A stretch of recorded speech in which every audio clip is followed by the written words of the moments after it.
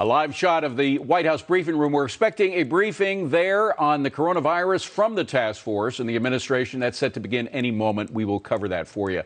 Meanwhile, this President Trump and his top economic officials meeting with senators this afternoon to pitch possible economic stimulus proposals in hopes of boosting the economy in wake of the virus. Not surprisingly, Democrats immediately belittled the idea, but even a few Republicans have questioned whether it's necessary. One of them is Senator Mike Braun, who joins us now. So, Senator, what's wrong with a tax cut?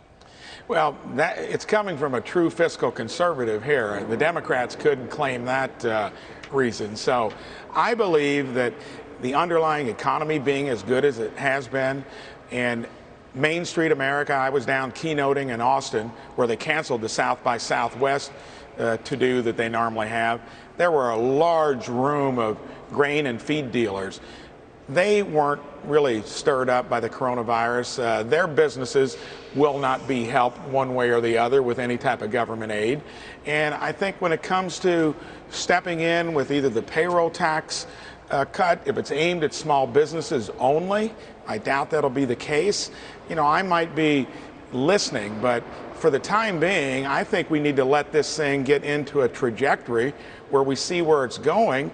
And my prediction is if it does level off, and it could, I've always said be vigilant, I think we'll get a lot of the market loss back as well, and then we will have done something to where we really didn't need to, and I doubt that money gets returned to the Treasury. But if I could just follow up real quickly, one reason we had the rally today was because the market was excited about a payroll tax cut. Well, maybe that is, and maybe it would be that the fact that this needs another week to 10 days, in my opinion, to see where it's going to go. Is it going to be an epidemic here in the U.S., or have we done what I thought all along we've been doing, is being prepared for it? I never did think we should dismiss this thing as not being a big deal. Yeah. I just hate to step in with help. I don't think this is like 2008, what underpinned the crisis then. Hi, Senator Steve Moore here. By the way, Steve. I completely agree with you. 2 weeks ago, we had the strongest economy we've had in probably decades, and then boom, we hit this wall on the coronavirus. And where I disagree with you, and respectfully, and I'd love your response to this, is you may be right, and hopefully you are, that we can contain this in the next several weeks, and that we can put this behind us. But I would argue that it makes sense to overreact rather than underreact. That is to take some of these worst case scenarios and be prepared for them, because the worst case scenario could lead to a kind of paralysis like we've seen in Italy. What is your response to that? Well, I think it's not a good comparison between here and Italy, because I think we've got the best defense against it. And I do differentiate between the full frontal attack on the disease itself with our healthcare infrastructure, as opposed to stepping in on the economic front. I see cruise ships, I see the airline industry, the oil industry, which, sure, that took a tumble.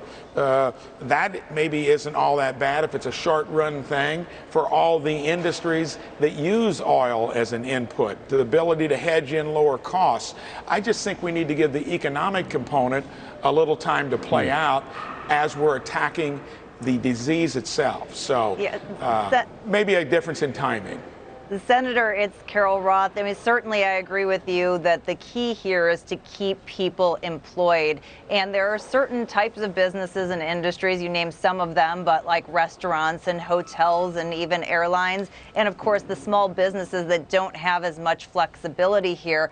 And while I don't think a payroll tax will get the job done, is there some other type of stimulus or incentive that you would sort of be behind, whether it's today or a week from today, that would allow these businesses to have a little bit more flexibility and keep people on the payroll a little bit longer before they panic? Yes, and I think if you looked at, we talked a lot about a certain level of loans at very low interest rates to the companies that have been impacted. I think that would be one thing. You'd probably broaden the interest of the fiscal conservatives to where it's not just spending more money. We will not do an offset for this. And I do believe if we were in better health, not running trillion-dollar deficits, this is something we should try to prepare for with a rainy day fund, so to speak, an emergency fund. But of course, we don't operate that way. I'm not ruling it out. I just think, like today, if I had to make my mind up, I think we need a little more time to see where it's going and then maybe make the decision to where we do something that makes sense. You do this now, it does set the stage for doing it again down the road. And again, this place is so bad at preparing for the rainy day. That ought to be something we do in general, which we don't. Senator, you are among dozens of conservative senators calling for the censure of Senate Minority Leader Chuck Schumer over his presumed threats against Court Justices Gorsuch and Kavanaugh. Let's take a look at those comments again before we ask you a question. I want to tell you, Gorsuch, I want to tell you, Kavanaugh, you have released the whirlwind and you will pay the price. You won't know what hit you if you go forward with these awful decisions. So, Senator, what kind of support are you getting for censure? So I thought Chuck was a little more seasoned than that. I walked by the Supreme Court that morning. I don't live far from it.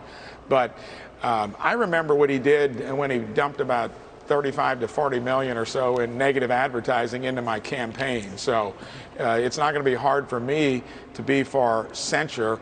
And I think he got out of hand when he's standing there in front of a crowd lapping it up, making a statement like that. I don't know that we'll get much farther than that. Many here won't take the extra step to where we get close to a censure vote. Yeah. But for me, it's quite all right. And I think it's similar to impeachment. I think it's similar to the way they roll on a lot of issues.